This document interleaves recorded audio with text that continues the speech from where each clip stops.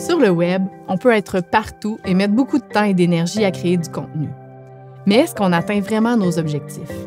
Est-ce que notre énergie est bien investie au bon moment et au bon endroit? Il est pertinent de revoir sa stratégie ou encore de bien la planifier pour faire un usage fructueux des réseaux sociaux. Un des outils principaux que j'utilise quand vient le temps de réfléchir à une stratégie web est la fiche de persona.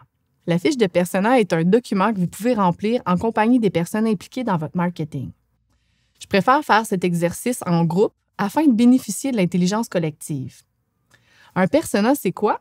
C'est ce qu'on pourrait appeler votre public cible. Mais plutôt que de cibler un public assez large, le persona, lui, cible une personne bien spécifique.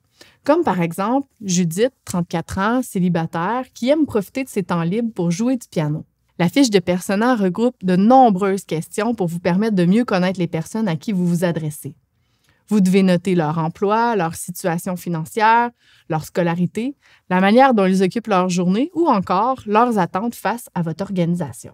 Une autre section très importante de la fiche de persona est leur utilisation du web. Dans le cas de Judith, elle utilise principalement Instagram pour suivre des écoles de musique ou d'autres musiciens avec qui elle pourrait jouer.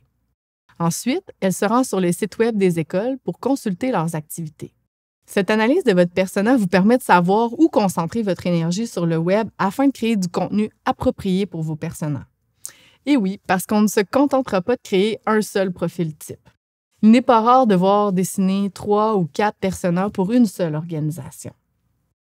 Un autre exercice que je vous conseille de faire avec votre équipe de travail est celui de bien définir vos objectifs numériques à l'aide d'objectifs qui seront SMART, spécifiques, mesurables, atteignables, réalistes et temporellement définis.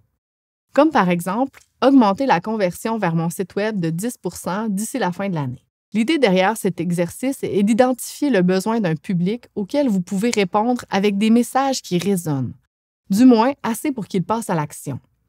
L'action posée et souhaitée est donc un objectif pour vous en tant qu'organisation. La stratégie inclut également le type de contenu et les messages que vous voulez faire passer à vos publics. Évidemment, il est souvent question de budget média pour élargir la portée de vos messages, que ce soit du placement numérique ou local. Les médias sont déterminés en fonction des habitudes que nous avons identifiées dans l'exercice des personas. Bref, en sachant à qui vous parlez et dans quel but, vous serez plus en même de mettre les efforts au bon endroit afin de rentabiliser l'investissement que vous mettez en temps, en énergie et en budget média sur les réseaux sociaux.